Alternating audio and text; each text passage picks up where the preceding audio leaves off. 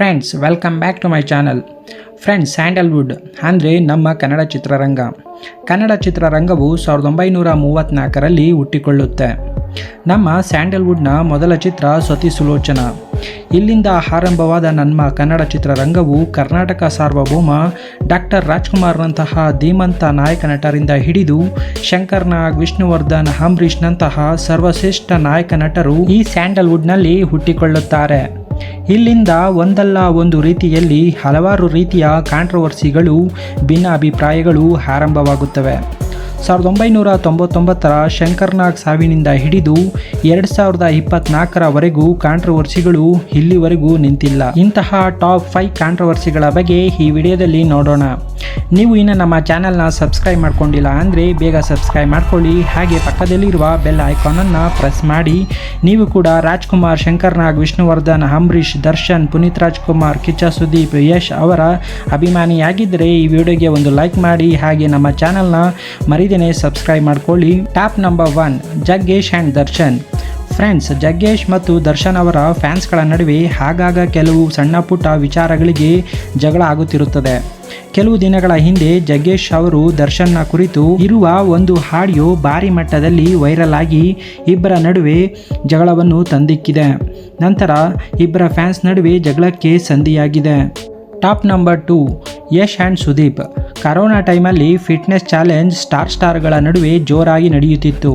ಆಗ ಸುದೀಪ್ ಒಂದು ವಿಡಿಯೋದ ಮೂಲಕ ಯಶ್ಗೆ ಚಾಲೆಂಜ್ ಮಾಡಿದ್ದರು. ಆಗ ಯಶ್ ಆ ಚಾಲೆಂಜ್ನ ಅಕ್ಸೆಪ್ಟ್ ಮಾಡಿ ತೋರಿಸುವ ಬರದಲ್ಲಿ ಸುದೀಪ್ ಅಂತ ಏಕವಚನದಲ್ಲಿ ಹೇಳಿದ್ದರು. ಇದರಿಂದ ಕಿಚ್ಚ ಸುದೀಪ್ ಫ್ಯಾನ್ಗಳು ಸೀನಿಯರ್ ಆ್ಯಕ್ಟರ್ಗೆ ಯಶ್ ಮರ್ಯಾದೆಯೇ ಕೊಟ್ಟಿಲ್ಲ ಅಂತ ಗರಂ ಆಗಿದ್ದರು. ಅಲ್ಲಿಂದ ಯಶ್ ಹಾಗೂ ಸುದೀಪ್ ಯಾವುದೇ ವೇದಿಕೆಯಲ್ಲಿ ಇಲ್ಲಿಯವರೆಗೂ ಕಾಣಿಸಿಕೊಂಡಿಲ್ಲ. Top number 3, Sudeep and Darshan. Sudeep and Darshan ಅವರು ನಮಗೆ ಎಲ್ಲರಿಗೂ ಗೊತ್ತಿರುವ ಹಾಗೆ ಕುಚುಕು ದೋಸ್ತುಗಳು. ಆದರೆ ಕಳೆದ 3 ವರ್ಷಗಳಿಂದ ಅವರಲ್ಲಿ ಕೆಲವು ವಿಷಯಗಳಿಗೆ ಮನಸ್ತಾಪ ಇದೆ. ಯಾಕೆಂದರೆ ಸುದೀಪ್ ಖಾಸಗಿ ವಾಹಿನಿ ಒಂದರಲ್ಲಿ ಇಂಟರ್ವ್ಯೂ ಟೈಮ್ನಲ್ಲಿ ಮೆಜೆಸ್ಟಿಕ್ ಸಿನಿಮಾವನ್ನು ನಾನು ದರ್ಶನ್ಗೆ ಕೊಟ್ಟೆ ಎಂಬ ಮಾತನ್ನು ಹೇಳುತ್ತಾರೆ. ಇದರಿಂದ ದರ್ಶನ್ ತಮ್ಮ ಟ್ವಿಟರ್ ಖಾತೆಯಲ್ಲಿ ಸುದೀಪ್ಗೆ ಮತ್ತು ನನಗೂ ಯಾವುದೇ ಇನ್ನು ಮುಂದೆ ಸ್ನೇಹ ಇರುವುದಿಲ್ಲ ಅಂತ ಟ್ವೀಟ್ ಮಾಡುತ್ತಾರೆ. ಇಲ್ಲಿಂದ ಆರಂಭವಾದ ಮುನಿಸು ಇನ್ನೂ ಮುಗಿದಿಲ್ಲ.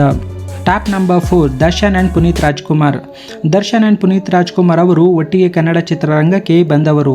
ಇಲ್ಲಿಯವರೆಗೂ ಡೈರೆಕ್ಟ್ ಆಗಿ ದರ್ಶನ್ ಅಥವಾ ಪುನೀತ್ ರಾಜ್ಕುಮಾರ್ ಯಾವುದೇ ಭಿನ್ನಾಭಿಪ್ರಾಯಗಳನ್ನು ಹೊರಗೆ ಹಾಕಿಲ್ಲ. ಆದರೆ ಅವರ ಮಧ್ಯೆ ಯಾರೋ ಒಬ್ಬ ಕಿಡಿಗೇಡಿಗಳು ಇಬ್ಬರ ನಡುವೆ ತಂದಿಕ್ಕುವ ಕೆಲಸ ಮಾಡುತ್ತಿದ್ದಾರೆ.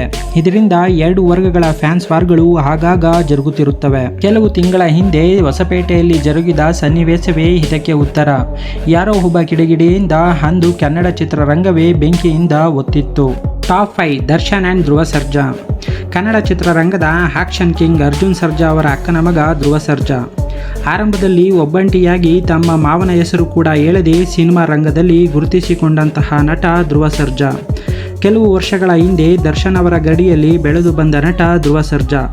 ಆದರೆ ಯಾಕೆ ದರ್ಶನ್ ಮತ್ತು ಧ್ರುವ ಸರ್ಜಾ ಮುನಿಸಿಕೊಂಡಿದ್ದಾರೆ ಅಂದರೆ ಇದಕ್ಕೆಲ್ಲ ಕಾರಣ ಪ್ರೇಮ ಬರಹ ಎಂಬ ಸಿನಿಮಾ ಎನ್ನಲಾಗುತ್ತಿದೆ.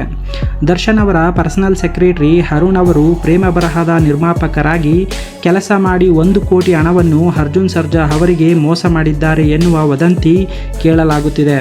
ಇದರಿಂದ ಈ ಇಬ್ಬರ ನಟರ ಮುನಿಸಿಗೆ ಕಾರಣ ಎನ್ನಲಾಗುತ್ತಿದೆ. ಫ್ರೆಂಡ್ಸ್, ಈ ಟಾಪ್ 5 ಕಾಂಟ್ರವರ್ಸಿಗಳ ಬಗ್ಗೆ ನಿಮ್ಮ ಅಭಿಪ್ರಾಯವನ್ನು ಕಮೆಂಟ್ ಮಾಡಿ ತಿಳಿಸಿ.